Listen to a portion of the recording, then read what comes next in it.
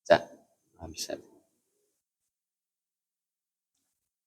Kayaknya kurang ke sana deh. Nanti lihat.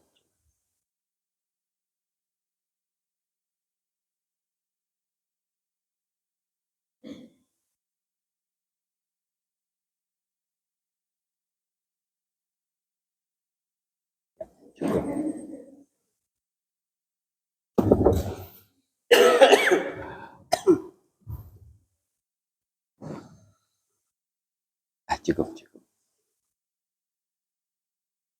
Ya, cukup.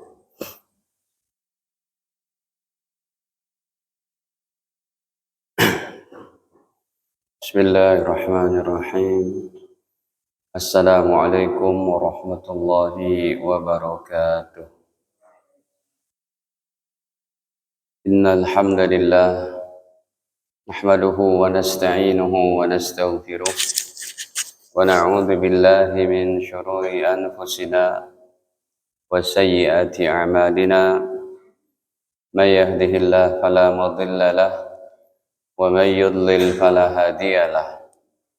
Asyhadu an la ilaha illallah wahdahu la syarika lahu. Asyhadu anna nabiyyana Muhammadan abduhu wa rasuluh la nabiyya ba'dah. Allahumma salli wa sallim ala nabiyyina Muhammadin wa ala alihi wa sahbihi wa man ittaba'ahum bi ihsan ila yaumil qiyamah, amma ba'd. Qala Allah ta'ala fil Qur'anil Karim: wa idza darabtum fil ardi falaysa 'alaikum junahun an taqsuru minas shalah. Alhamdulillah, hadirin kaum muslimin muslimat yang dirahmati Allah Ta'ala. Sebelumnya, marilah senantiasa kita panjatkan puji dan syukur hanya kepada Allah atas segala limpahan nikmat-Nya kepada kita, terutama sekali nikmat iman, nikmat Islam, serta sehat afiat.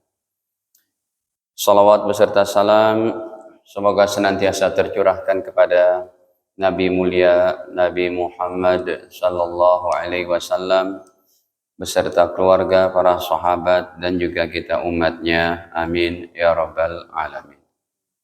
Hadirin, pembahasan kita pada siang ini adalah membahas masalah sholat jamak dan qashar. Ya, sholat jamak itu artinya secara bahasanya dulu ya, bahwa yang disebut dengan sholat jamak adalah menggabungkan dua sholat.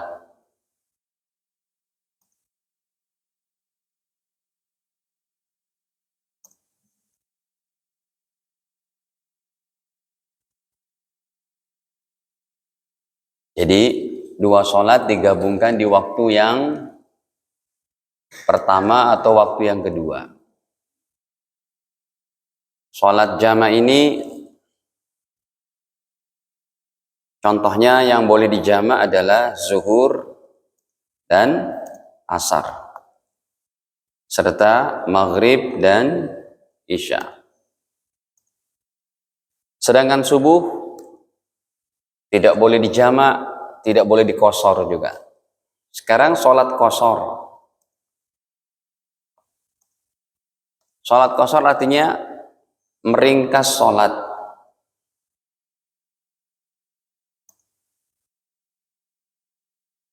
Meringkas rakaat sholat yang 4 rakaat jadi 2.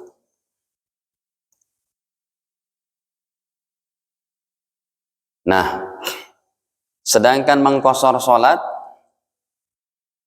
ini yang diperbolehkan hanya zuhur, asar, dan isya. Maghrib tidak boleh, subuh juga tidak boleh. Jadi hadirin, kalau menjamak sholat berarti menggabungkan dua sholat. Ya, ini boleh zuhur dan asar digabung, baik di waktu pertama atau di waktu kedua. Boleh di waktu zuhur, boleh di waktu asar. Jadi kemudahan banget dari Allah Ta'ala. Maghrib dan isya juga boleh dijamak. Anda musafir nih dari sini. Waktunya udah jam 5 sore. Masuk Cipali, atau bukan Cipali lah, Cikampek, udah maghrib. Lalu sambil nyetir Anda berniat. Saya niat menjamak sholat maghrib pada sholat waktu isya nanti. Jam 10 malam. Kalau udah sampai Semarang. Boleh. Jadi maghribnya nggak sholat, diakhirkan. Itu kemudahan dari Allah Ta'ala. Ya. Nah, sedangkan sholat qashar, ini sholatnya diringkas. Ya, berarti sholat yang boleh diqashar hanya zuhur, asar, dan isya. Ya. Sholat yang boleh dijamak 4. Zuhur, asar, maghrib, isya. Sholat yang boleh diqashar diringkas cuma 3. Zuhur, asar, dan isya. Ya. Sholat yang boleh dijamak saja maghrib.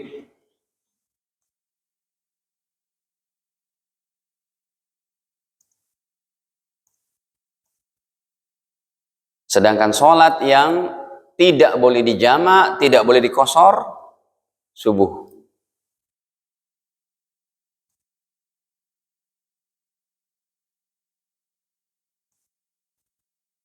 Berarti subuh kalau diqashar jadi berapa rakaat, Pak?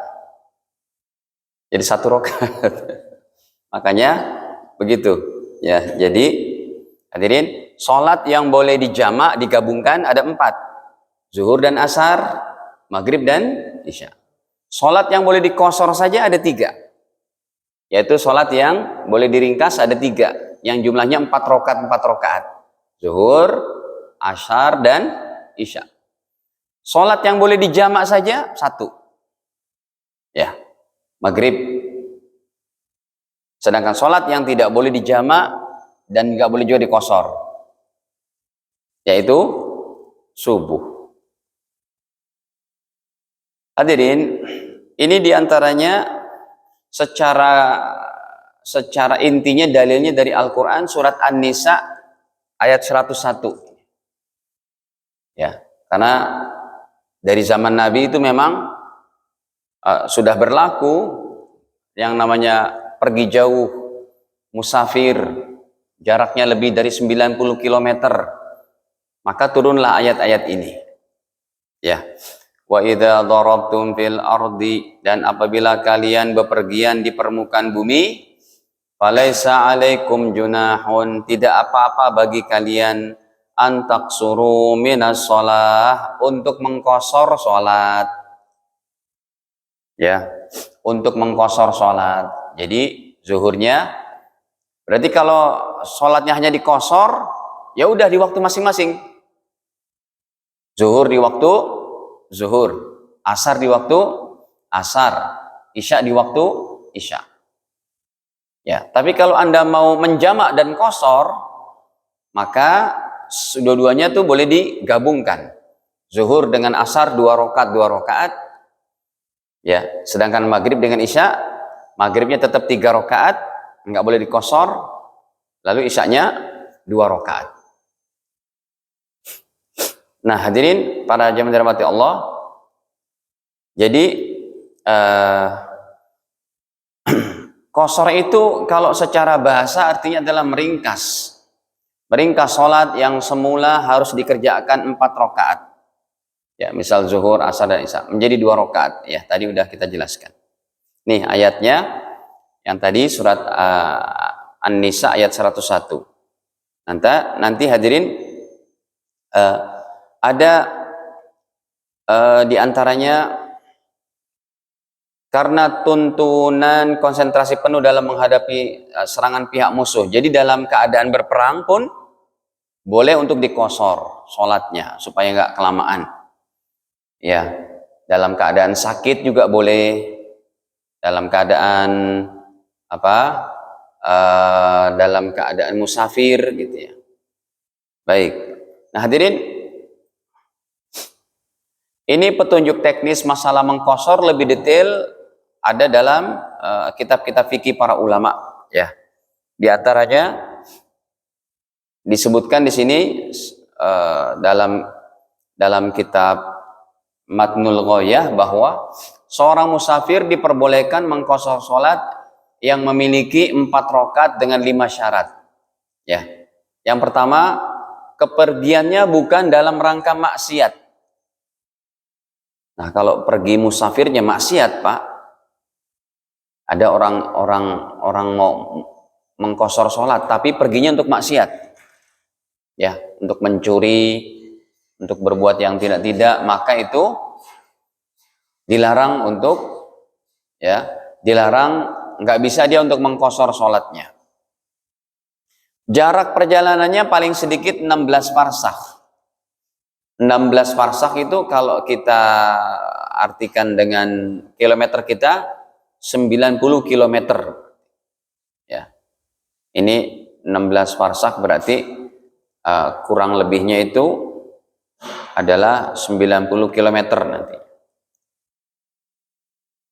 Lumayan. Kira-kira 90 kilometer jarak sini mana, Pak? Sini Bandung sudah boleh ya.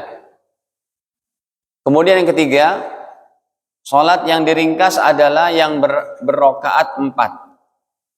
Kayak tadi udah kita sebutin, zuhur, asar, dan isya. Niat mengqashar bersamaan dengan takbiratul ihram. Jadi niat mengqasharnya itu pas seperti kita takbir ya. Dengan apa itu? Dengan lafaz-lafaznya, diantaranya kalau kita mau qashar itu yang lebih enaknya dengan bahasa Indonesia aja ya. Kalau Bapak Ibu susah bahasa Arabnya, seperti niat qashar itu ya, saya niat mengqashar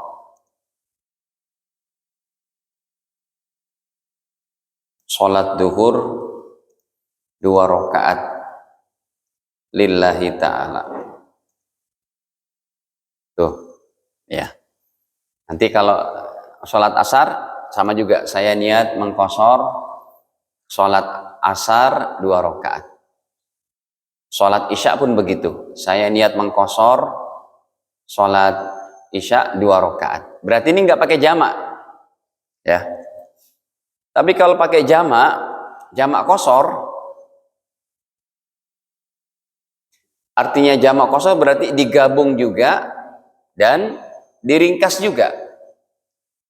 Berarti kalau jamak qashar ini, hadirin, ya, niatnya adalah kalau pakai bahasa Indonesia aja, ketika takbirnya itu dalam hati, ya. Niat jamak qashar, saya niat, contohnya sholat zuhur dengan asar jamak qashar lillahi ta'ala, ya, ataupun fardu lillahi ta'ala. Itu. Jadi kalau qashar berarti satu sholat aja tuh. Hanya saja kalau dia dijamak, saya niat sholat zuhur dengan asar jamak qashar. Nanti disebutkan di sini qasharnya apa nih? Di awal waktu atau di akhir? Kalau di awal waktu berarti tambahkan di sini jamak qashar takdim. Ya. Ini berarti di waktu zuhur ya. Dalam kurungnya itu di waktu zuhur. Nanti kalau Bapak Ibu niatnya di waktu asar berarti tinggal kayak tadi juga, saya niat sholat zuhur ya dengan asar jamak qashar takdim takhir.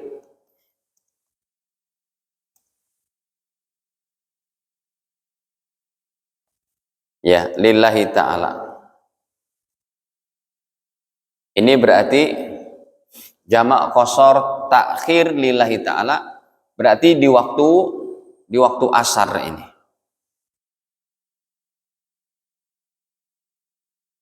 Begitu juga kalau maghrib. Cuma kan maghrib nggak bisa diqashar.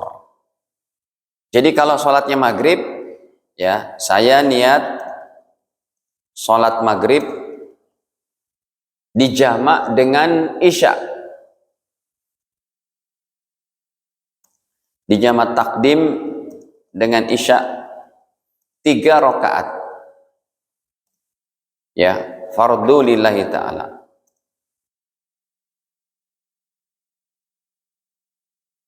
Itu. Ya. Sedangkan jadi kalau maghrib dia hanya bisanya dijamak saja, tidak ada dikosor. Makanya tadi udah kita sebutkan, ya, yang tidak bisa dijamak dan kosor hanya subuh. Yang bisa dijamak saja hanya maghrib. Sedangkan yang bisa dijamak, bisa dikosor adalah subuh, zuhur, asar dan isya. Nah ini diantara niat sholatnya yang paling gampang begitu, udah. Sebelum takbir niat aja. Saya niat sholat zuhur dengan asar 2 rakaat jamak kosor takdim. Berarti kalau takdim di waktu zuhur, kalau takhir di waktu asar. Kalau maghrib dengan isyanya takdim di waktu maghrib. Kalau takhir berarti maghribnya di waktu isya. Kayak tadi saya bilang, dari sini berangkat sampai Semarang jam 10 malam, boleh itu sholat maghribnya jam 10 malam dengan niat jamak kosor, dijamak takhir, gitu ya. Nah hadirin, ini di antara hadisnya yang Nabi sendiri pernah melaksanakan sholat dengan cara dijamaknya itu, ya. Contohnya bahwa Nabi SAW pernah menjamak sholat zuhur dan asar ini, ya, bahwa sholat zuhur wal asar Rasul pernah menjamak sholat zuhur dan asar. Dalam riwayat Imam Muslim bahwa karena adalah Nabi SAW idza kana fi safarin, kalau lagi musafir, fazalati syamsu, maka matahari udah tergelincir, ya, sholat zuhur wal asar jami'an, maka Rasul sholat zuhur dan asarnya jami'an, dijamak, ya, atau digabung.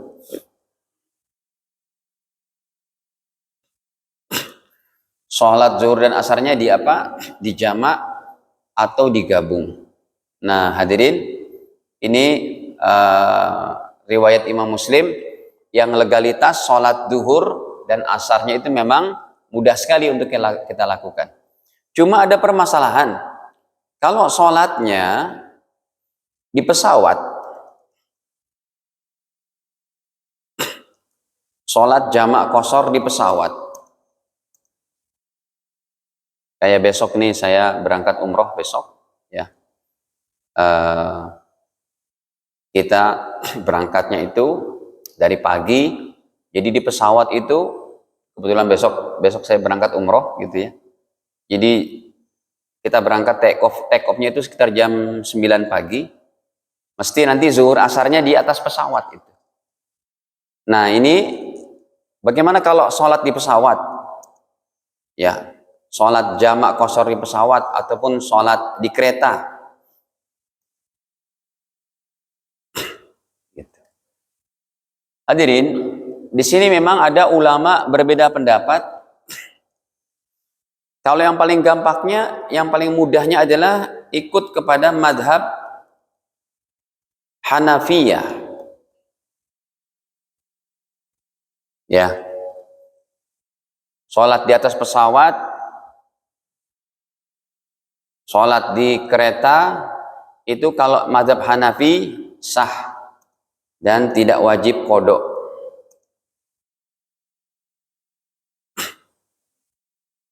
Padahal syarat-syaratnya tidak cukup tuh, ya kan? Kiblatnya di mana? Pesawat kan berapa feet itu?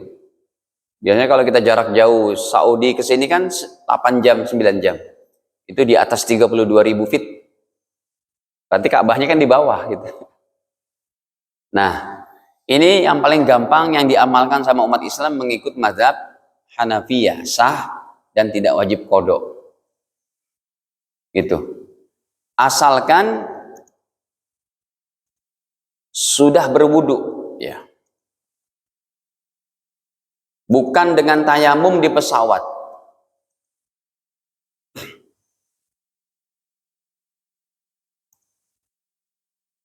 Sebab semua ahli fikih menyatakan tayamum dengan kursi pesawat tidak sah. Nggak ada material debunya, Pak. Jangankan pesawat. Ruangan ini tidak lebih steril dari kabin pesawat, Pak. Ini kalau tangan saya inikan ke karpet, itu nggak ada debunya. Material debunya nggak ada. Jadi yang disebut dengan tayamum itu debunya harus apa? Yang paling gampang kalau kita mau contohkan tayamum, cari batu bata. Batu bata diapain? Dihaluskan. Nah, kita letakkan tangan kita, ada yang nempel, itu dia hanya untuk apa? Bertayamumnya. Dihaluskan.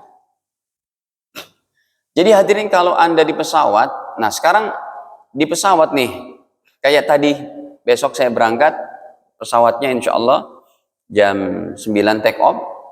Insya Allah zuhur asar ada di pesawat. Ya udah, asal kita sudah ada wudhu, sholat aja sambil duduk di pesawatnya, begitu di kursi pesawat. Yang nanti dibedakan hanya apa? Ruku dan sujudnya. Jadi kalau rukunya agak tinggi dari sujud, ya. Allahu Akbar gitu. Bangkit, sami Allahu liman hamidah, Rabbana lakal hamd.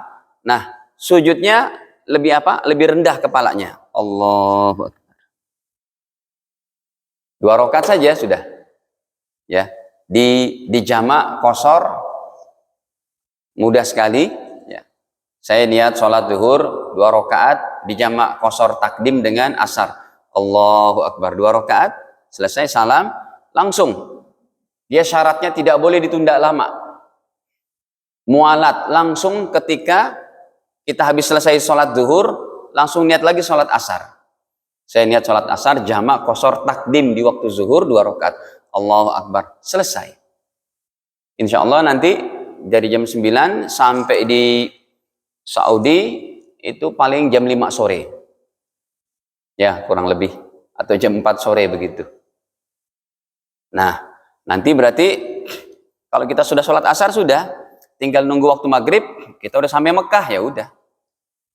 Ya, tinggal melaksanakan umroh saja. Jadi gitu. Hanya saja tadi yang saya katakan, bahwa para ulama tidak mengizinkan tayamum di pesawat. Karena material pesawat itu kabinnya tidak ada debu. Makanya kalau memang masih ada air wudhu, silakan untuk sholat langsung. Tapi kalau tidak, bagaimana Ustadz? Sedangkan di pesawat kan, Pak, di pesawat boleh berwudhu nggak, Pak? Secara SOP-nya kan nggak boleh. Khawatir airnya apa? Berceceran di bahaya itu. Khawatir merembes ke mesin dan macam-macam. Makanya, bila di pesawat wudhu Anda sudah batal, ya, Anda sudah batal wudhu, bagaimana Ustadz sholatnya? Jawabannya, tetap wajib sholat sebisa mungkin.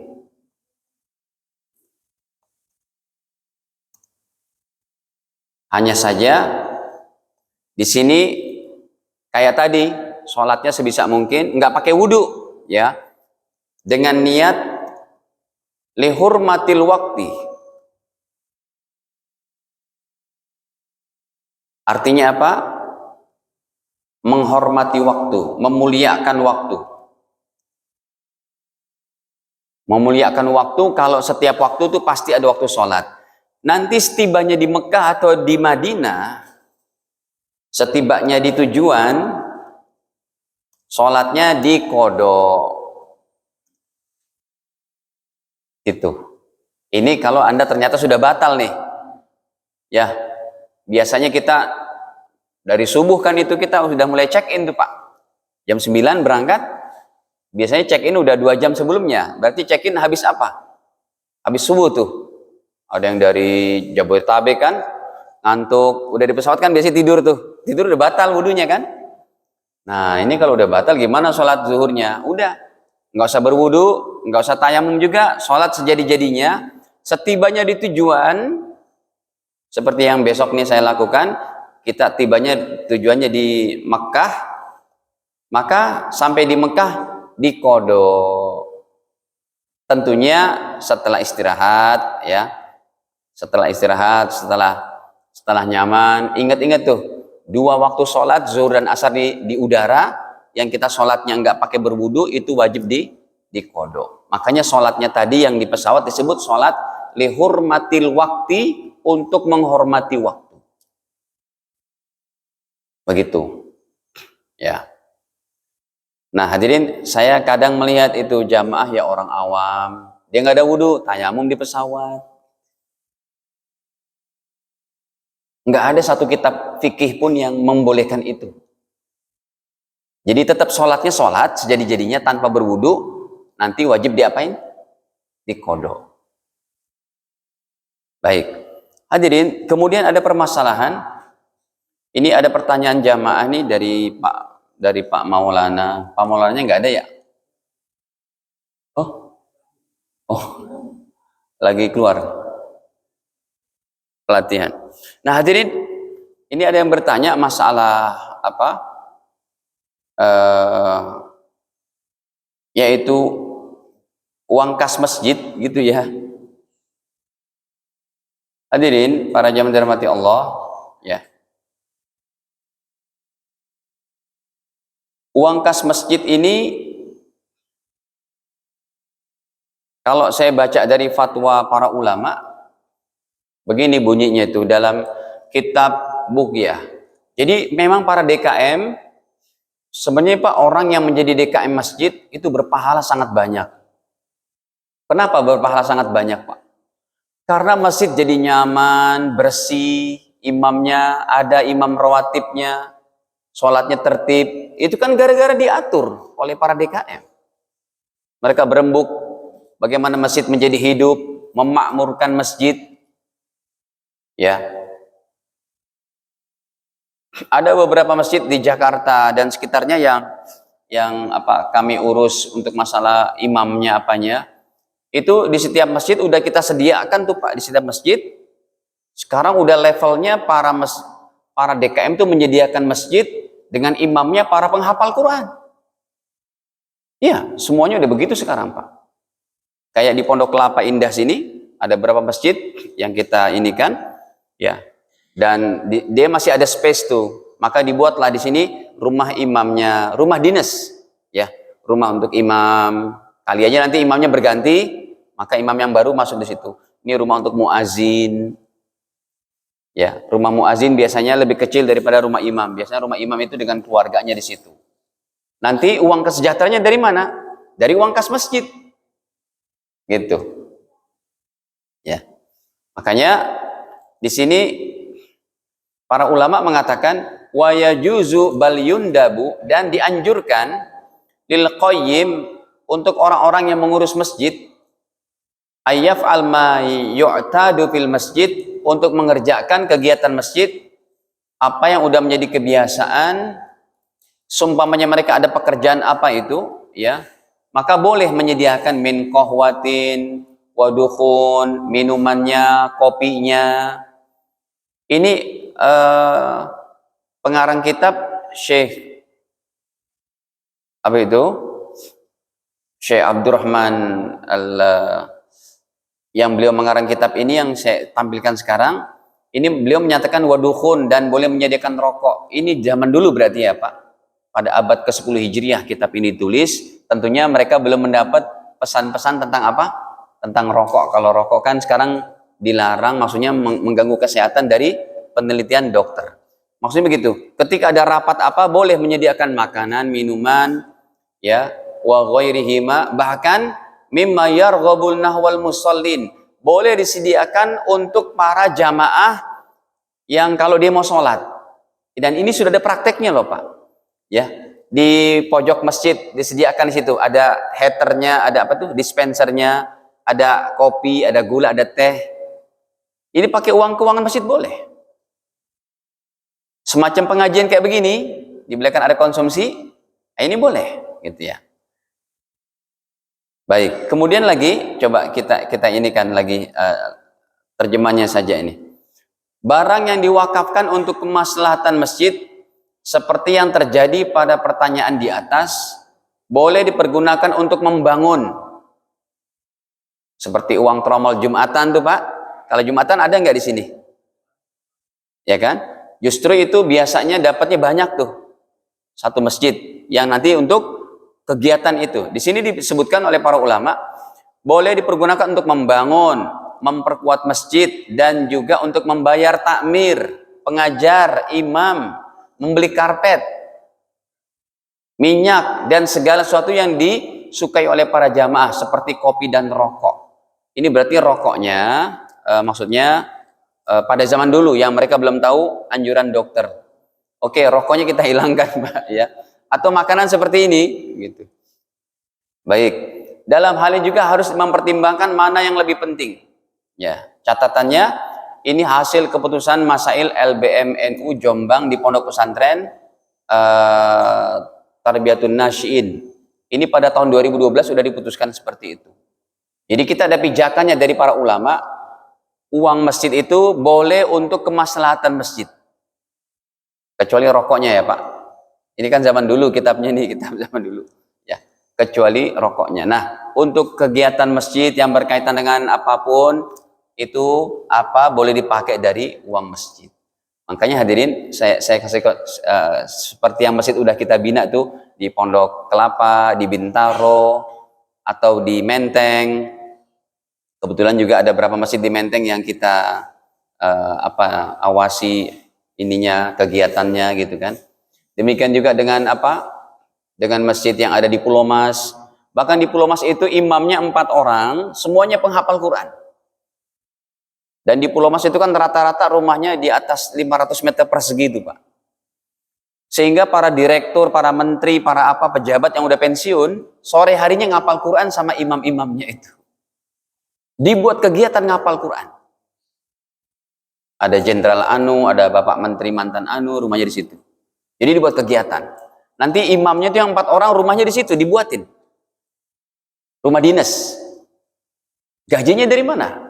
Gajinya bukan dari pribadi hadirin. Dari uang kas masjid. Makanya tiap Jumat ada apa? Ada pengumuman apa? Hadirin, Jumat sekarang yang imam adalah Pak Ustadz Anu. Betul? Temanya khutbahnya ini. Posisi keuangan kan disebutkan supaya amanah. Ya. Maka keuangan di masjid kita ini ada dengan pengeluaran pekan ini segini. Maka saldo terakhir per tanggal sekian 30 juta katakan. Itu dia yang dikelola. Makanya kenapa mereka punya imam sampai 4? Karena rata-rata apalagi di Masjid Musyawarah Kelapa Gading Pak. Itu saya yang mengasuh juga dari sudah 15 tahun. Tahu Pak, Masjid MKG tahu? Mall Kelapa Gading. Depannya ada Haris Hotel itu. Hotel Haris. Kan sampingnya ada Masjid Musyawarah yang sangat besar itu. Lahannya sampai 4 hektar. Sumbangan daripada pemilik Sumarekon terdahulu.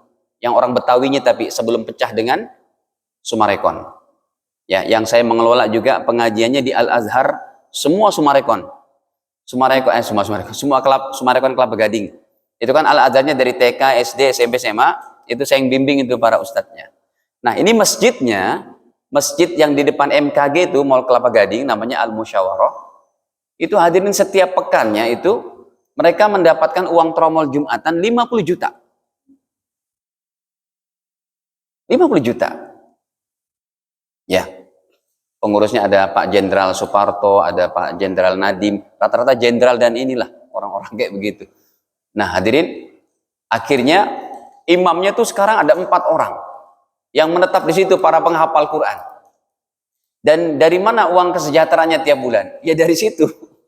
Itu berarti kalau sebulan aja dapat berapa di sana tuh? 200 juta. Untuk menggaji UMR imamnya itu mudah banget. Gitu. Nah, ini disepakati oleh para ulama, kebaikan-kebaikan ini. Jadi DKM, siapa DKM ini di sini? Ada kegiatan apa Anda boleh dikeluarkan dari situ. Anti karpet nih, atau begini Pak.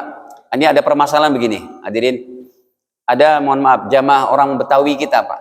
Orang Betawi tahu sendirilah, kayak begitu. Maksudnya mereka wakaf karpet nih. Akhirnya karpetnya udah buluk. Pemahaman mereka gini, jangan diganti. Kalau diganti berarti saya udah nggak berpahala lagi, kan gitu. Bisa dipaham? Karpet udah buluk, Pak. Udah nggak zaman. Ini kan karpetnya enak nih, empuk, gitu ya. Akhirnya kita bukakan kitab, Pak Haji, bukan begitu cara mainnya. Berarti Masjid Nabawi, Masjidil Haram nggak boleh diganti dong dari dulu. Caranya nggak begitu. Begini, karpet yang udah 10 tahun, 15 tahun, udah nggak zaman lah karpet yang keras-keras kayak gitu, udah jelek pula. Buluk, masa masjid buluk sih Pak? Masjid kayak begini kan enak nih. Bersih, peaceful, ada petugas merebotnya, ada imamnya yang menginikan, terarah. Ya, semuanya ada SOP dari DKM masing-masing tuh begini. Menyapunya dibersihkan tiap sehari berapa kali. Hadirin, jadi untuk karpet yang udah buruk itu caranya gimana? Caranya dijual dengan harga berapapun. Perhatikan. Nih nanti nih karpet nih. Insya Allah nih kan karpet kalau 10 tahun lagi udah nggak begini nih. Nah, untuk supaya mewakaf ini tetap dapat pahala, dijual seberapapun itu, katakanlah semasjid ini jual katakanlah 1 juta. Nah, untuk membeli karpet yang baru, uang 1 juta itu digabungkan dengan dana yang untuk membeli karpet yang baru. Jadi wakaf orang terdahulu pun tetap dapat. Atau as air condition. Pak Ustadz, masjid kita ini mau ganti air condition, Ustadz. Air conditionnya udah pada nggak berfungsi gitu. Udah ganti freon lah, bocor lagi gitu. Nggak apa-apa Pak, caranya dijual. Tapi yang mewakafkan merasa bersedih Ustadz. Nggak begitu juga. Caranya apa? Dijual seberapapun dapat itu, Pak. Yang namanya air condition second kayak begini, kalau udah rusak, itu dijual bisa dapat sekitar 300.000, 400.000. Dapat. Ya, cari aja deh tukang AC, mau dia tuh 400.000 atau 300.000. Nanti uangnya itu dimasukkan ke dana pembelian air condition yang baru. Sehingga pewakaf yang terdahulu tetap ada nilai di situ, ada andil di situ. Begitu caranya. Masjid di Sunda Kelapa di Sunda Kelapa, di mana tuh? Di Penjaringan ke sana udah rapuh hadirin. Yang mewakafkannya nggak mau dipugar, nanti pahalanya habis. Tidak, begitu cara mainnya. Lalu bagaimana caranya? Caranya puing-puing yang ada itu maka disatukan di situ. Dimasukkan juga dengan bangunan semen yang baru. Ya. Sedangkan benda-benda yang ada kayak lemarinya, boleh yang udah bekas dijual dengan seberapapun, lalu dimasukkan lagi ke situ untuk pembangunan masjid yang baru. Sehingga wakaf yang terdahulu tetap ada di situ, ya, pahala tetap mengalir, jangan khawatir kalau pahalanya tidak dapat. Makanya caranya apa? Dijual, dibelikan, dimasukkan ke dana untuk membelikan yang baru lagi. Begitu. Dah, ini diantaranya hadirin ya tentang sholat qashar dan jamak serta yaitu masalah keuangan masjid. Ya, silahkan hadirin. Makanya begini nih Pak nih, kalau ada orang, mohon maaf, ada pedagang nih cuma mau kencing, masjid kan bukan untuk itu ya Pak. Maka bagusnya kalau Anda sekalipun Anda nanti di tempat mana nih Anda mampir cuma mau pipis. Usahakan kalau kita cuma pipis doang, udah gitu berwudu, itu masukin Pak 2.000 rupiah kek, atau 4.000 rupiah. Atau Anda sholat tahiyat masjid, itu penggugurnya sudah. Ya, sehingga nggak pakai fasilitas masjid, karena kita nggak sholat, cuma numpang pipis. Masukin aja deh 2.000 kek, di tromol. Tromol ada nggak di luar? Atau di sini nih? Masukin. Ya, 2.000 kek, 5.000, begitu. Sebagai adabnya. Karena masjid tidak diperuntukkan untuk sekedar untuk buang air kecil aja. Dah, ada yang mau ditanyakan sampai sini? Silakan hadirin. Ya, silakan Bapak. Waalaikumsalam.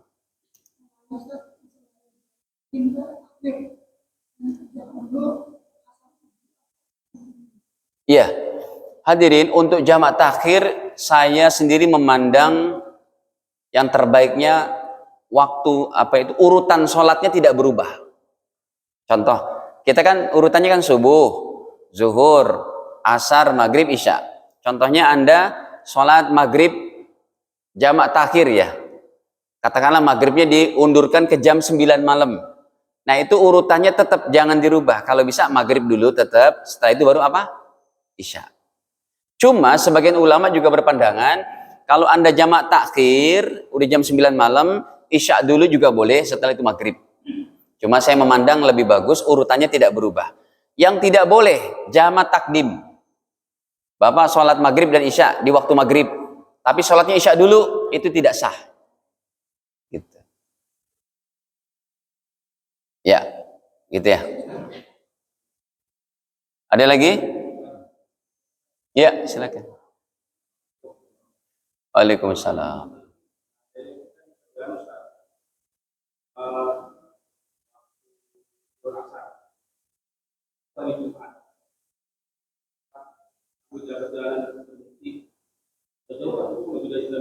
Ya. Tidak usah berhenti untuk sholat Jumat. Kalau Bapak berhenti pun boleh, tapi menyusahkan karena sifatnya kita adalah musafir. Syaratnya sholat Jumat adalah Anda orang yang tinggal di situ. Mustautin, kayak di sinilah. Anda kan bekerja di sini nih, di kantor. Itu kan termasuk sudah 8 jam, artinya tinggal di sini. Nah, Jumatan di sini baru kita yang terpanggil kewajibannya. Tapi kalau musafir, tidak ada kewajiban untuk Jumatan. Sekali lagi, kalau Bapak mau berhenti, nggak susah, ya udahlah berhenti aja sholat Jumat, silakan.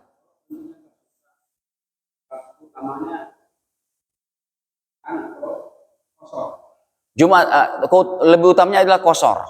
Karena qashar itu adalah kita menerima daripada dispensasi dari siapa? Dari Allah. Tapi kedua-duanya boleh. Kalau saya memilih bebas, memilih bablas terus. Contohnya gini Pak, kemarin mudik, ya, pas hari Jumatnya itu, hadirin, saya lihat itu mobil pada masuk rest area, dan serinya itu B semua, ya. Saya katakan, saya bilang ini kenapa pada mau sholat Jumat. Kita dari Jakarta Pak, dari Bekasi, jaraknya sudah lebih dari 90 km, nggak wajib untuk Jumatan, ya. Nggak usah meletihkan diri kita untuk Jumatan. Tapi kalau mau Jumatan boleh. Mau sampai bablas terus, sampai nanti di Semarang atau di Madiun, baru Anda sholat jamak takhir zuhur dan asar, silakan. Kita udah musafir bebas. Tapi kalau ditanyakan yang afdol adalah menerima dispensasi dari siapa? Dari Allah. Keringanan dari Allah. Baik.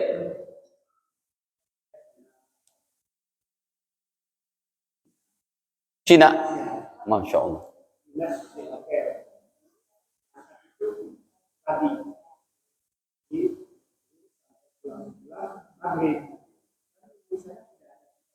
Iya.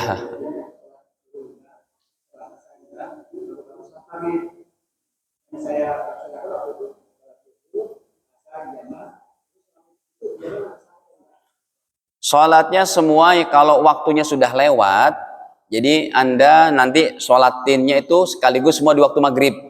Itu waktu yang sudah lewat berarti niatnya qadha. Nggak apa-apa. Karena keterbatasan fasilitas dan macam-macam. Memang saat itu pada waktu asar dan zuhur nggak bisa juga sholat. Oh gitu?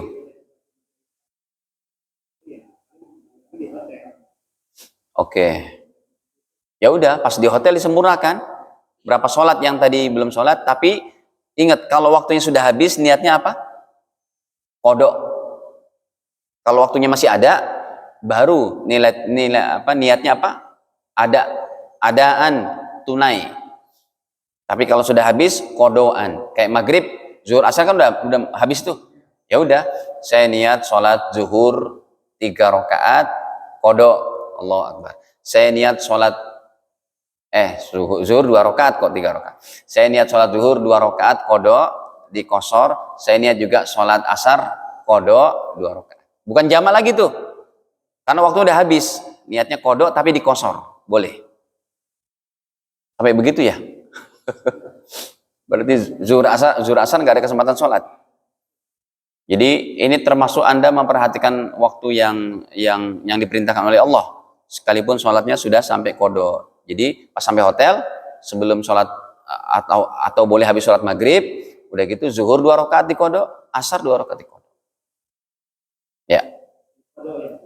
Niatnya dikodok, kodok dan kosor. Karena waktunya sudah habis. Cukup. Ini saja Bapak Ibu sekalian yang dapat kami sampaikan. Semoga Allah Ta'ala mudahkan kita ya untuk memahami dan mengamalkannya. Hadanallahu ikum jamain. Kita akhiri dengan oh iya, sebelum kita akhiri ada permintaan berdoa untuk Pak Imam kita yang kemarin masih dirawat ya, dioperasi dengan apa? Dengan juga Ibu Dinda yang dalam keadaan sakit juga. Ya. Dengan sebelum kita doa, kita bacakan surat Al-Fatihah. Semoga Allah Ta'ala terima daripada doa kita dan disembuhkan daripada penyakit-penyakitnya. Al-Fatihah.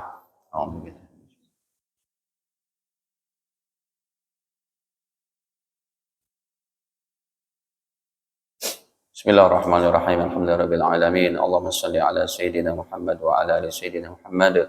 Allahumma ighfir lana wa li walidina warhamhuma kama rabbayana shaghira wa li jami'il muslimin wal muslimat al ahya'i wal amwat.